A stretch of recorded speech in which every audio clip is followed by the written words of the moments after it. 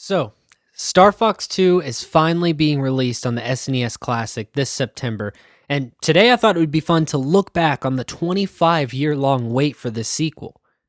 But before we can talk about Star Fox 2, we first need to explain a few things from the first Star Fox on SNES. Star Fox was made by Nintendo and Argonaut Studios and would be the Big N's first jump into 3D graphics. The Super Nintendo is very limited in graphics and processing power, and so if it weren't for Argonaut's Super FX chip, Star Fox would not have been possible at the time. The Super FX chip is a RISC or Reduced Instruction Set Computer Processing card that was solely developed by Argonaut and was installed on every single Star Fox cartridge.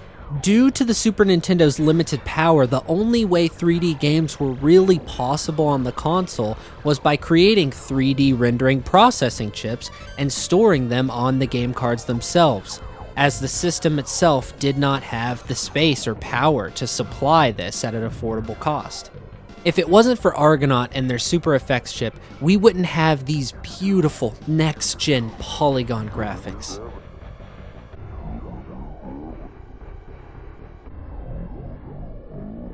Okay, so these don't really look that great in comparison to today's standards, but at the time, this was really cutting edge stuff. Alright, now that we have the little history lesson on the first Star Fox out of the way, on to Star Fox 2. Star Fox 2 was going to offer a lot more in terms of gameplay. It was going to be a lot less linear and offer more free-flying gameplay, kind of like Star Fox 64's battle segments where you're able to take full control of your ship. The game was going to be bigger, more graphically diverse in terms of level designs, and all of this was going to be possible thanks to the new and improved Super FX chip. And it was essentially a slightly modified version of the chip that was used in Yoshi's Island. Dylan Cuthbert, a former head honcho programmer for Argonaut Studios, recalled that during the summer of 1995, Star Fox 2 was pretty much done and ready for release. But then something happened to the industry that would completely change the gaming world as a whole. The recently released 32-bit console by Sony, the PlayStation, was starting to pick up a lot of movement in Japan. The PlayStation was more powerful and was a lot more capable of rendering 3D gameplay than the SNES, and Nintendo saw the writing on the walls. Nintendo decided to completely axe Star Fox 2 and put all of their focus in terms of development towards new, full 3D games for their new console, which we would now know it as the Nintendo 64. Perhaps Nintendo made this decision because they did not want their 3D game, Star Fox 2, to be compared to the next-gen 3D games being released by Sony, especially after the Sega and Nintendo bit wars was going on at that time.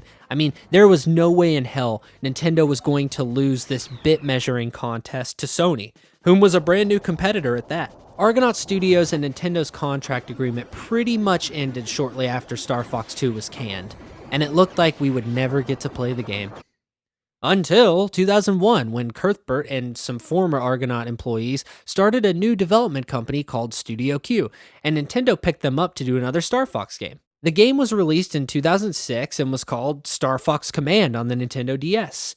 This was supposed to be the spiritual successor to the Star Fox 2 game that we never received, and the game was pretty fun, but it wasn't the Star Fox 2 we were promised. I mean, where was this in the game?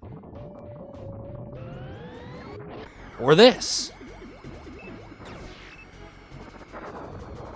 Well, fast forward about 10 years later, and here we are with the SNES Classic just announced, and what's this? It's beautiful. Talk about coming completely out of left field. Nintendo has their brand new console, the Switch, that's doing really well. And they have their very popular 3DS still kicking it. Nobody, and I mean nobody, saw this coming.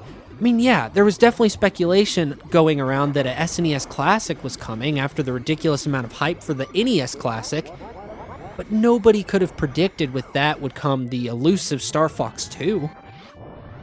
I am beyond excited to try this game out finally.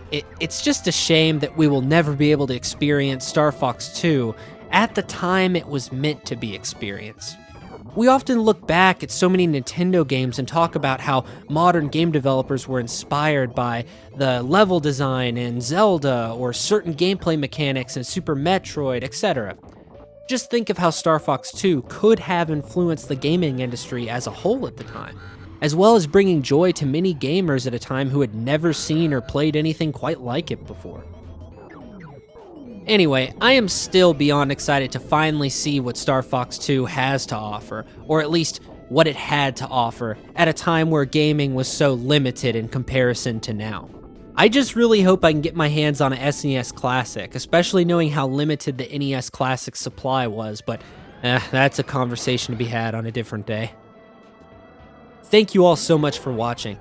Everybody, please let me know your thoughts in the comments. I really want to know. Are you excited for Star Fox 2? Are you excited for an SNES Classic? Let me know. But most importantly, go play some hard games.